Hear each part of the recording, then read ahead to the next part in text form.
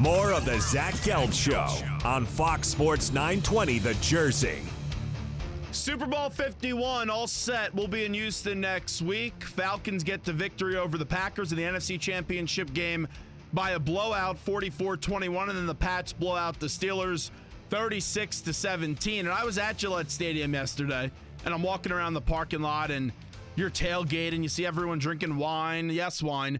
And you see everyone drinking beer and also a lot of vodka. And you also have some of the best food being eaten in the parking lot and being cooked up. And the Patriots, they were having a party before the game and then had a party during the game. And a lot of fans were partying after the game. The Patriots going to another Super Bowl. They're 7th in the Brady Belichick era. They're 9th as a team. So now joining us, we're going to talk a little fine wine, and that's Passing Time Winery. And then, of course, talk some Patriots as well, and that's the former Patriots backup quarterback in Damon Huard, who's kind enough to join us right now on the Zach Gelb Show. Damon, great to talk to you as always. Thanks for the time, and how are you? Yeah, I'm doing great. Thanks for having me on. Certainly exciting time of year. A couple of great games yesterday, and now all the Super Bowl hype. We might as well start it now, 2 weeks before the game, right? Yeah, as a player, let me ask you this. When you go to all these press conferences and you have to have so much media availability and you're just waiting and waiting and waiting for the game, how do you control those emotions? Because you guys get asked the same questions every single media availability. Yeah, there's no question. It can get old sometimes, but at the same time, I mean, that's what builds the game up. And I think, obviously, without the fans, there's no game. I think the NFL does a good job letting these players know that, hey, you better respect the media. That's your outlet to the fans. And, I mean, obviously now with social media, maybe some things have changed a little bit this last decade. But, it's a way to the fans. It's a way for them to learn more about you, to learn the story, to closely attach to your team, and to all be a part of it. So I think there is that respect. I mean, not many people do it, but you look at Peyton Manning. Look at how smart, how he deals with the media. It's unbelievable. I think the Patriots obviously do some things a little bit better, but whenever Tommy talks, he does such a great job too. But, it is your connection to the fans, and you better respect it. I don't know if you know this, but I was told last year when I was at the Super Bowl, and you look around and you see all the media outlets there, Radio Row, and then also Media Day. And Media Day is just, it's such an event. It's like a circus now these days. And someone at the league, they said, well, do you know how Media Day actually started? And I said, no. Mark Bavaro, the legendary tight end for the Giants, they used to just take a team picture, and then it was known that you would have to talk to the media. Well, Bavaro wouldn't do that, and he went on the bus, and a bunch of reporters wanted to talk to him because he looked down at the paper and said, on my itinerary, it just says Team Photo Day. It doesn't say any media availability. And then the next year they started doing those media days. So I thought that was funny. But the first time you guys went to the Super Bowl, and really the start of this Brady Belichick era, you guys were an enormous underdog. You were just coming off that AFC Championship game against the Steelers. Tom got injured. What do you remember about that time leading up to the Super Bowl when there was that period of who's going to play quarterback? Is it going to be Brady or is it going to be Bledsoe? Yeah. Well, there's no doubt about it. Tommy had a pretty tough high ankle sprain at Pittsburgh in that game, and I'm trying to remember if we had 1 or 2 weeks. Part of me thinks we only had like 1 week. Oh, yeah, that's right. I think you only did have one. That is right. I think we only had 1 week because, it was the year of 9/11 and some things were maybe pushed up. And so I think we only went. And so there were some question marks whether or not. But I tell you what, I can remember Tom saying, hey, there's no way on earth I'm missing this opportunity to start in the Super Bowl. So, it was a grind for him to get back. Obviously he did. But yeah, we were the biggest underdogs in Super Bowl history. I think 12 or 13 points going up against the greatest show on turf. No one really gave us a chance. But I think the minute we walked out of that tunnel for the first time as a team, that's when America said we're rooting for the Patriots this year, this game. And obviously the rest is history with the way Adam Vinatieri kicked the winning kick and Tom did the last drive. And a Super Bowl, the first one of as you mentioned, the Brady Belichick era. And I think one that will always be remembered. They're going to have a bunch of them, hopefully win another one here this year. But you'll never, ever forget that first one. And this year we actually celebrated the 15th anniversary of it back in Foxborough when they played the Rams in early December, and Coach Belichick, Mr. Kraft, brought us all back out there. 43 of us former players came back there, and we celebrated, and what a reunion that was. I mean, it was like going back in a time machine, and so cool for all of us to get together and celebrate that wonderful time in our lives. These runs of success, they don't happen like this for this long, because we're talking back of 2001. Brady's still playing, and Brady's now going to be playing in his 7th Super Bowl in 2 weeks. For you, as someone that loves the quarterback position and also knows Tom very well, what is it like to watch him play at this high level still at the age of 39? I mean, it's really the whole thing is just unbelievable. I think I grasped it even more going back to Foxborough this year for the first time in over a decade. To think in this day and age, Tom and Bill and some of those other guys, Ivan, the running backs coach, and Coach Scarnecchia, some of those guys still there doing what they've done, for 16, 17 years. And I think of all the things that have happened in my life in the last 17 years, those guys are still playing football right there in Foxborough. It's unbelievable. I mean, with all the stuff and all the egos and it just does not get in the way of that culture, of that program. And to think that they're still doing it now, their 7th Super Bowl. I mean, it's maybe one of the greatest stories in the history of sports. It really is. And the Brady-Belichick combination, it's just unbelievable because you're right. Now there's so many changes, and you guys had changes as well. He cut Lawyer Malloy right before the start of the season. He got rid of Jamie Collins this year. And it's kind of funny because a friend texted me last night, and he was just like, it's unbelievable what Tom is doing. And he goes, since you watch all the time being a Patriot fan, just what makes him the best? And I just always say that even though it's been this long, Tom still has a chip on his shoulder. Tom's still annoyed that he was picked 199, Damon. And you have perspective of that being in the locker room, seeing how obsessed this guy is with winning. There's no doubt he is the greatest competitor I've ever known. It's not about money. It's not about statistics. It is still about competition. And it doesn't matter what he's doing, whether it's backgammon or cards in the locker room with the fellas, or, playing some hoops against the local fire department. He has to win. I mean, he is just a incredible competitor who wants to win at whatever he's doing. And, it's just in him. You either have that or you don't. And he has it to the highest level of playing this great game of football and doing it for so long, and his commitment, right? I mean, you talk about his diet, you talk about his study. I mean, all these years, he's just competitive, and he wants to be the best to ever play the game. I think arguably he already is. One more Super Bowl, it's over. I mean, he is. There's not even a discussion. I mean, he's the GOAT. It is what it is. One more. Now, I have to run something by you because Ross Tucker was on with Dan Patrick, Tom's former teammate, and they were talking this morning about Tom's competitive nature. And I know that Tom is very healthy right now, but Ross Tucker said that Tom was even competitive back when they were younger in chugging beer, and he would defeat everyone on the team in chugging beer. Is that accurate, Damon? Well, I can't say I had those kind of competitions with him, but I certainly, blackjack on the plane, backgammon, playing some hoops, the weight room, the quarterbacks in the weight room getting after it, silly throws, quarterback competitions on the practice field. I mean, all day long. Competition just runs through his veins, and he wants to be the best, and all these years later, he hasn't changed a lick. Damon, you were with us right now. Passing Time Winery, former Patriots backup quarterback, played with Tom Brady for a bunch of years. Damon, you heard the fans yesterday in Gillette chanting, "Where is Roger?" and the Roger, Roger chants, and it was awesome. Tom wants to win this Super Bowl more than anybody. What do you think it would mean to him to win that Super Bowl and then have Goodell hand him over the Super Bowl trophy after suspending him for 4 games earlier this year? Like Tom's done with everything over the course of his career, he'll just do it with class. He'll shake his hand, he'll take the trophy, and you'll have that big, beautiful smile. He does. And that'll be it. That'll be it. And another unbelievable part about this Patriots run, and you saw it even when you were there, they take guys that aren't the biggest, they're not the fastest, they're not the most talented, and Belichick just finds a way, and Brady just finds a way to get the most out of these guys. Like, you look at Hogan the other night. That was someone that was cut by two teams in the division. It wasn't re-signed by Buffalo. They didn't match that offer that the Patriots gave him this year, and then was just outright cut by the Dolphins. How do they find these guys, and how does Bill and Tom just get the most out of them?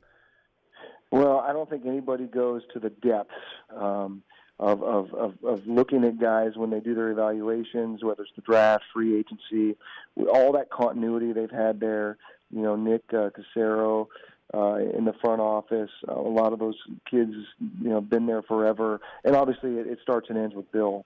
And they go to great depth to find, what's inside these players, And I think it first starts, they look for guys with PhDs, poor, hungry, and driven.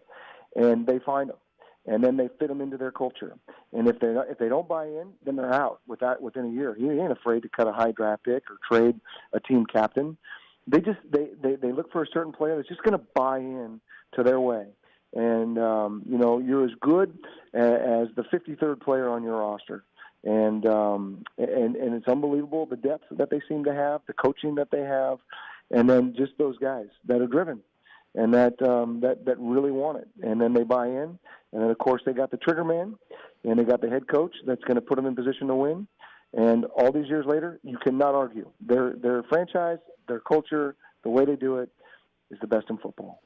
Tom and Bill clearly didn't have this success or even close to it the first time you met both of them. What was your first memory of meeting Bill Belichick and then also Tom Brady? Yeah, no doubt. Just my first interactions with Bill it was all about ball, And he'd question you. He'd put you on the spot. He challenged you more mentally than physically in a lot of ways. He was very fair with opportunity and competition and straight up with you. And, I respected that. And it was very tough in the weight room, I would say. The practice fields, back then we still had two-a-days and whatnot, but I don't remember, beating each other up like some other places I've been in camps. There was just an ultimate respect. And then with Tom from day one, he was just, this crazy competitor. And, I was signed to be Drew Bledsoe's backup. In a short period, Tom Brady was moved above me on that depth chart. And obviously, when he got his chance, he never gave Drew another opportunity. So he went and ran with it, and obviously it was the right thing. And here we are all these years later still talking about it, which just blows me away, how great he is. Damon Huard with us right now on the Zach Gelb Show, Fox Sports 920 The Jersey. The opponent coming in and going to be going to Houston playing the Patriots is Atlanta. Atlanta's a team that no one before the year thought that they would be in this situation. Just how about what you're seeing right now from Matt Ryan and Julio Jones and just that prolific passing offensive attack right now, Damon? Yeah, that offense is special. They got it rolling. Those running backs out of the backfield, too, in the passing game. And Matt Ryan is just absolutely on fire. It's going to be a real interesting matchup. Given Bill Belichick a couple weeks to prepare, they're going to have a great game plan. But it should be a great game, and Tom's been there. He's done that. Maybe someone wanted the Pittsburgh or Green Bay, that fan base to show up to Houston. But the two best teams are there, and it's really going to be an interesting game. I think the Pats are favored by 3 points here out the gate. Sounds about right to me. But Atlanta's going to score some points. There's no doubt about it. It's two great quarterbacks, and I'm happy for Matt Ryan. He's a guy who kind of had that reputation as a guy who couldn't win in the postseason. Well, here they are, and an opportunity for them. But I think they're running into the greatest duo in pro football history, and coach quarterback. And at the end of the day, I think Tommy gets his fifth.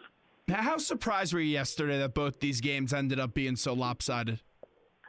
I thought Atlanta was gonna win, and it wouldn't have surprised me winning big. Just with such a high for Green Bay to go on the road to beat Dallas, do it the way they did, in such a tight game, a close game. You go back home, a short week, guys get sick. They had that flu bug. I saw Atlanta beat up on my hometown Seahawks here, where I live in Seattle. And I thought Atlanta would win that game. I thought Pittsburgh would maybe give New England a little bit better challenge, a better football game. But boy, that Patriot defense really rose to the occasion yesterday, shutting down Antonio Bryant. I thought was huge. Early in that game, the Steelers could not get him going, and obviously the injury to Bell was a hiccup for the Steelers. But credit Brady and that offense. They, as well as the Steelers' defense played against the Chiefs, they had no answers for the Patriots yesterday. Just getting back to what you were saying earlier, because always the first one is always the most special championship. And you look back at that Patriot team, and back then they were this tremendous underdog story. People fell in love with them, especially with the 9/11 connections and the tremendous halftime show that you two put on in that Super Bowl. And people just fell in love with that underdog story. Now we know they're a hated team because when you win a lot, you end up getting hated. But just looking back at that group in 2001, what are some things that still to this day just stand out to you about that Patriots team? That they very unselfish. You can win plenty of different ways. That team had, in a lot of ways, it was the tuck. The game you remember we're behind with a fumble. We had some good fortune. Special teams is always so huge. The depth of the football of this Patriot team, every week it seems like there's some new receiver stepping up or a tight end. You lose a guy. Gronkowski, one of the other big faces of the franchise. No one's even talking about that guy. Hasn't even been there this year.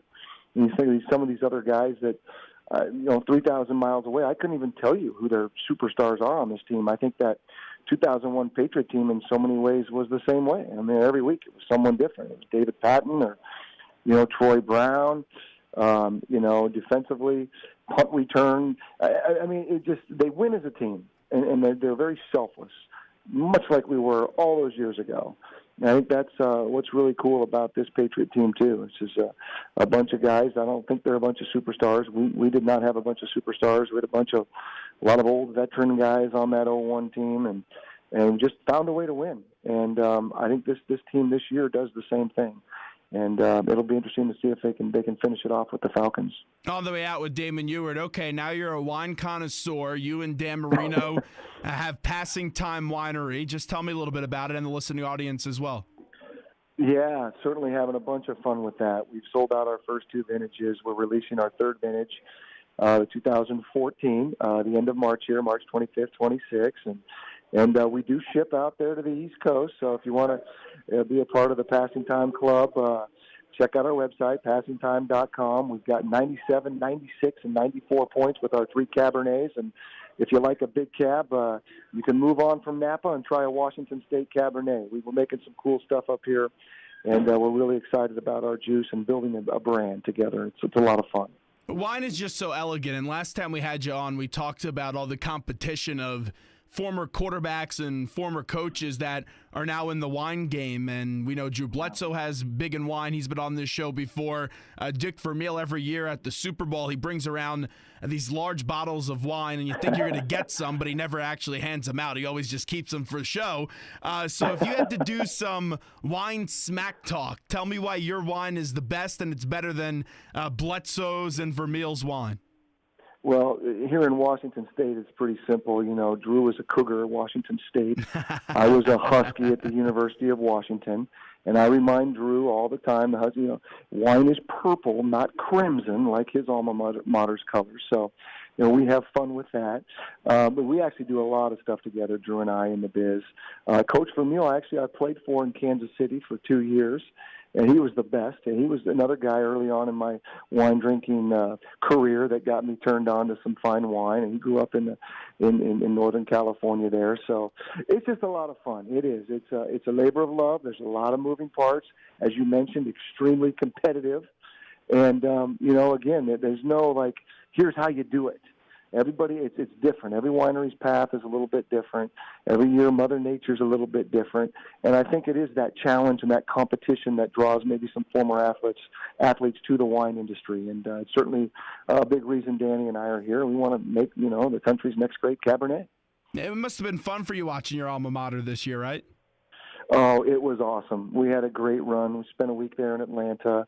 Obviously, Alabama got after us that day, but we hung with them. A couple of turnovers. If we don't have that interception right before the half, it's a 3-point game going into the locker room. Our defense really did come to play, but it was a great experience for our team. Coach Peterson out here, year 3. I think this is a program, built to last. It wasn't just a one and done with some good players. And a lot of great young talent. We're recruiting really well. And watch out for those Huskies over the next 5-10 years. Damon, last question for you before we let Damon Huard run. With that game ball that you got as the practice player before in preparation for the Colts, where is that game ball, just wondering? Because getting a game ball from Coach Belichick is a pretty big deal. It's a pretty big deal, and he's probably the only coach in the history of the NFL that gave it to a guy that didn't even play that day. But, no, that's definitely in my office and something I'm very proud of. And I think that's something that, maybe that story's not told enough, how Bill Belichick, like I said earlier, your team in his mind is as good as your 53rd player. I was the backup quarterback, didn't play a lot, but he made me feel just as important as anybody else on that team, and made it clear to me how important it was to my role that week as the backup quarterback to be Peyton Manning, to give our defense a great look. And he just understands that and understands team chemistry. You think about all the defensive guys maybe he's put out there on the goal line situation, and Mike Vrabel kind of build that chemistry, that continuity between both phases of the football. And so, Coach Belichick made me feel like one of the guys that day, and really, respected what I did as a role player, as a scout team player. And I do hold that ball close to me. It's in my office. It's pretty awesome. Now, I am glad that later on in my career I got to play a bunch of football in Kansas City, because I think my legacy would have been in pro football. Oh, yeah, you were that Peyton Manning practice guy. So anyway, I'm glad I got a chance to play a little more football, but it's certainly something that I'm very proud of. Hey, maybe a better game ball than the one Larry Izzo got for taking a number 2 on the sidelines and not getting caught. Did you ever hear that story? Were you there for that? Story too. No, I was not. I think that was 2004. So I think I just missed it, but I knew the story, heard the story. It's unbelievable. It's classic, and I love Larry too. Great former teammate, now doing some great things as a coach for the Houston Texans, and it's awesome. Great story. Passing Time Winery. We'll end on that note. Damon Huard, thanks so much. We appreciate it. Appreciate it, pal. Have a great one, and go Pats.